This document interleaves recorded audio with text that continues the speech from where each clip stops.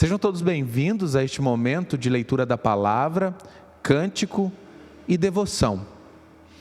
Hoje a nossa reflexão está baseada no Evangelho de Mateus, capítulo 16, versículos 21 a 28. Nós vamos iniciar esse momento em nome do Pai, do Filho e do Espírito Santo. Amém.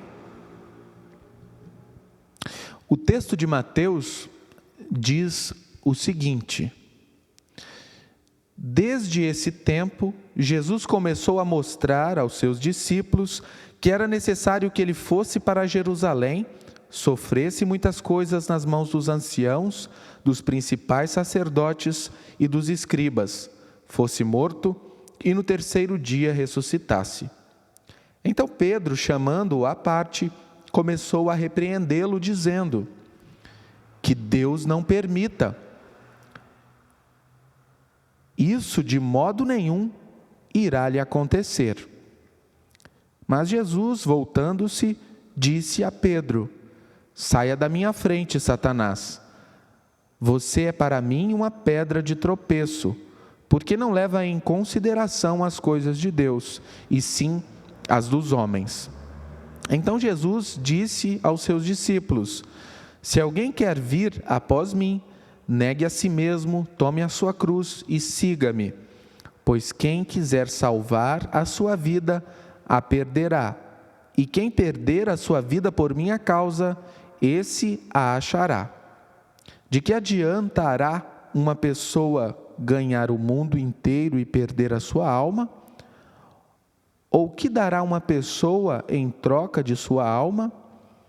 Porque o Filho do Homem há de vir na glória de seu Pai com os seus anjos, e então retribuirá a cada um conforme as suas obras. Em verdade lhes digo que, dos quais que aqui se encontram, existem alguns que não passarão pela morte, até que vejam o Filho do Homem vir no seu reino. Até aqui a leitura do Santo Evangelho. Em nome do Pai, do Filho e do Espírito Santo. Amém.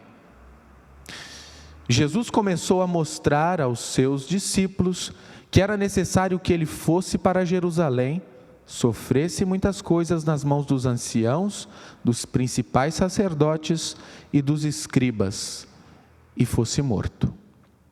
Ouvimos essas palavras com tanta frequência que elas perderam o seu impacto. Na verdade, estamos acostumados com elas. Elas se tornaram comuns, afinal ouvimos isso todos os domingos. Você talvez ouça que o Filho do Homem teve que morrer todos os dias em suas devoções pessoais. Mas calce os sapatos de Pedro. É bom andar um pouco com os sapatos de outra pessoa, não é mesmo? Principalmente se forem apertados. Se coloque no lugar de Pedro por um momento e imagine se você estivesse ouvindo essas palavras pela primeira vez. Nos versículos anteriores a esse, Pedro fez uma grande confissão de quem era Jesus. Tu és o Cristo. Você é o Cristo, o Messias há muito tempo aguardado e prometido há muito tempo. Aquele que foi prometido a Adão e Eva no jardim após eles pecarem. O prometido profeta que seria maior que Moisés, o descendente prometido a Abraão que abençoaria todas as nações, o Redentor, o Rei, aquele que nos tiraria da sujeira do pecado, porque o Senhor é o próprio Deus, o Deus encarnado. Pedro sabia, mas as palavras de Jesus caíram sobre ele como um balde de água fria.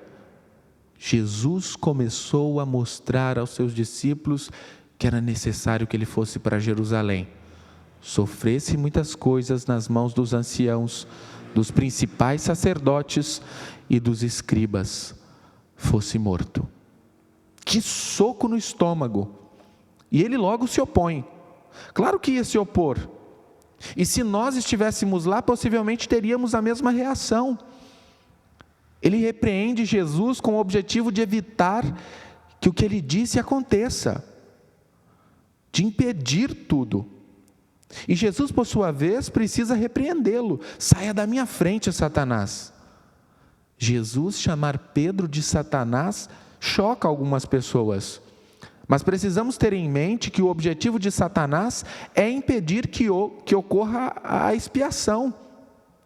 O objetivo de Satanás é impedir que Jesus realize sua obra. Satanás tentou alcançar o seu objetivo tentando Jesus lá no deserto, mas ele falhou. E agora Satanás tenta novamente, mas dessa vez usando Pedro. Dessa vez através de um amigo, de um discípulo, alguém que Jesus certamente ouviria. Satanás quer que Jesus apenas diga não. Não à cruz, não ao sofrimento e à morte em nosso lugar. Agora, eu tenho certeza de que Pedro tinha boas intenções. Ele estava apenas tentando cuidar de Jesus. Mas como é aquele ditado mesmo? De boas intenções, o inferno está cheio. Mas Jesus vê tudo, sabe de tudo. Ele sabe quem de fato está por trás da atitude de Pedro. E por isso ele diz: saia da minha frente, Satanás. Você é para mim uma pedra de tropeço, porque não leva em consideração as coisas de Deus, e sim as dos homens. É assim que deveria de ser. Não haveria outra maneira. O Filho de Deus veio a esse mundo e assumiu a nossa natureza humana com a intenção de ir para a cruz. Ele veio para tomar o nosso lugar e morrer por nós. Como Paulo disse certa vez, sendo nós ainda pecadores. Talvez era isso que se passava pela cabeça de Pedro, de que não valia a pena morrer, especialmente pelo fato de Jesus ser o Filho de Deus. Ou parafraseando Paulo, talvez por uma pessoa justa alguém morra. Talvez haja alguma chance de que alguém possa morrer por uma pessoa que é considerada boa e que faça o bem. Mas não somos justos ou bons. Somos fracassados, somos egoístas e presunçosos, somos impetuosos, somos teimosos e obstinados, somos rebeldes, somos pecadores. Porque Deus morreria por um lixo como eu? Por nós, que destruímos o mundo dele, que vamos contra a sua vontade, que amaldiçoamos os nossos casamentos e nossas amizades, que nos aproveitamos dos outros, que temos uma palavra falha, que não ajudamos os necessitados como deveríamos. Somos como Pedro, repreendemos a Deus, pensamos que sabemos mais que Ele, sempre tentamos impedir que Jesus haja conforme a sua vontade em nossa vida.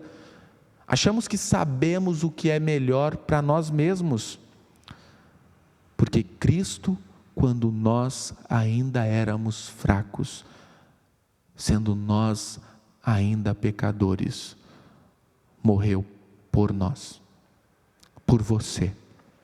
Não porque você mereça, mas porque Ele te ama, porque você nunca poderia fazer isso por você mesmo. Ele o fez. Ele queria. A nossa escravidão ao pecado o afligia mais que os cravos da cruz. Nos ver perdidos e indefesos como ovelhas sem pastor causava mais sofrimento a ele que a rejeição que ele sofreria. A perspectiva de separação eterna entre nós e ele fez com que ele descesse até nós, como um de nós, que viesse ao mundo para nos resgatar. E quando ele estava pendurado na cruz, sofrendo, sangrando e morrendo por nossos pecados, e os principais sacerdotes e os escribas abusaram dele, dizendo: ele salvou os outros, mas não pode salvar a si mesmo, eles estavam errados. Não era porque ele não podia salvar a si mesmo. Ele certamente podia fazer isso, mas ele não estava lá para se salvar. Ele estava lá para nos salvar. E isso manteve lá naquela cruz seu grande amor e compaixão por pecadores como eu e você. e Ele entrega a nós os seus maravilhosos dons. Nós não os merecemos, e ainda assim Ele nos entrega em abundância. Ele nos entrega seu Filho, sua cruz, seu perdão, sua palavra, seu batismo, sua sagrada comunhão, seu Espírito Santo, sua orientação, sua proteção, seus anjos, sua bênção, seu ouvido para ouvir nossas orações, sua divina bondade e misericórdia, sua graça, um chamado para segui-lo, sua igreja, sua ressurreição, sua vida, sua compaixão, seu amor, sua paciência, sua herança no céu. O que precisamos que Ele não nos tenha dado? O que temos que não tenha vindo dEle? Como pecadores não merecemos nada, mas ainda assim, como nosso Pai apaixonado, Ele nos dá tudo. E se você não estiver convencido disso, se o seu pecado ainda tapa seus olhos e não consegue enxergar todos os dons dados por Deus a nós, a você, porque apesar de sermos cristãos, isso às vezes ainda acontece com nós, Satanás é bom em nos vendar. Olhe para o maravilhoso exemplo de Abraão que vemos no Antigo Testamento. Abraão não tinha nenhuma dignidade especial para que fosse chamado e escolhido por Deus, mas por sua pura graça e compaixão, sem nenhum mérito ou força de sua parte, ele foi libertado da idolatria para pertencer a Deus. Sem nenhuma dignidade, Abraão recebeu a misericórdia de Deus. O curioso é que na época de Abraão havia outras pessoas que eram tementes a Deus. Deus poderia ter chamado algumas dessas pessoas. No entanto, Deus preferiu chamar um pagão, que não tinha fé nele, para ser herdeiro de sua promessa de salvação. E assim também acontece com você, comigo. Nós éramos como Abraão, idólatras. No entanto, como aconteceu com Abraão, aconteceu conosco. Como Ele chamou Abraão e o tirou de sua idolatria, Ele também nos chama. No santo batismo, Ele veio até nós e nos lavou da imundície do pecado, nos livrando da idolatria. Ele nos fala através das palavras da absolvição. Ali Ele continua vindo até nós, livrando-nos da culpa de nossos pecados. Ele continua vindo a nós na Santa Ceia. Na ceia Ele nos alimenta com a sua santa comida, nos enche de esperança novamente.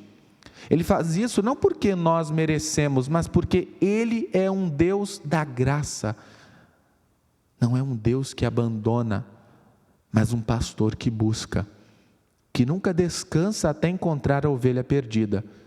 E na história de Abraão vemos o nosso bom pastor, o bom pastor que encontrou a sua ovelha perdida chamada Abraão e a colocou em seus ombros para levá-la aos pastos verdejantes de sua casa celestial.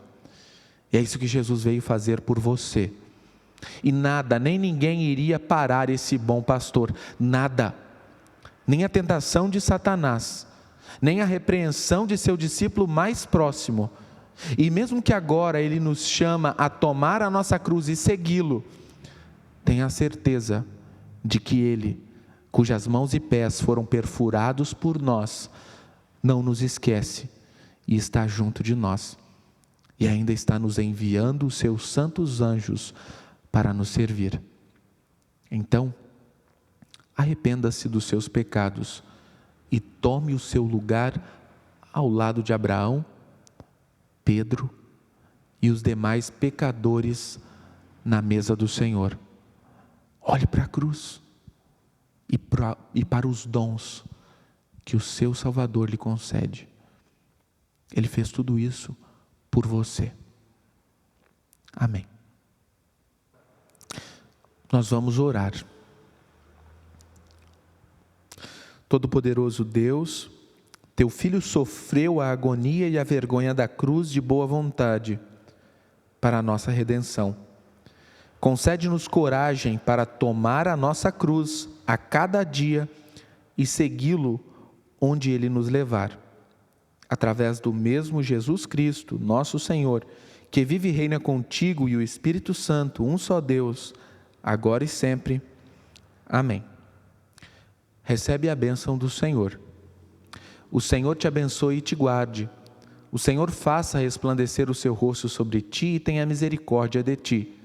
O Senhor sobre ti levante o seu rosto e te dê a paz. Amém. É muito bom ter a companhia de vocês mais uma vez. Que vocês tenham um excelente dia. Que Deus os abençoe.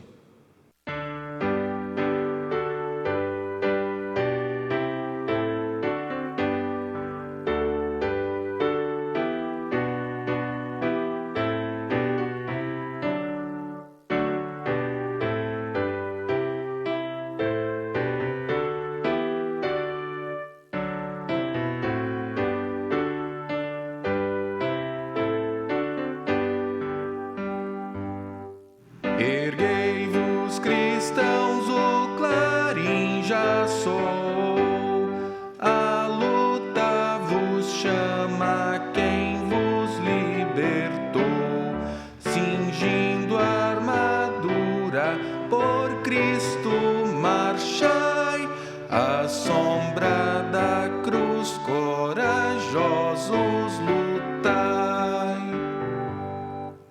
Jesus vos remiu, afastai o temor, confiante segui vosso bom Salvador. Na santa peleja, ousados entrai, à sombra da cruz corajosos lutai. As forças do mal e de já defrontar, das suas prisões os cativos livrar, do Cristo bem alto pendão levantai, à sombra da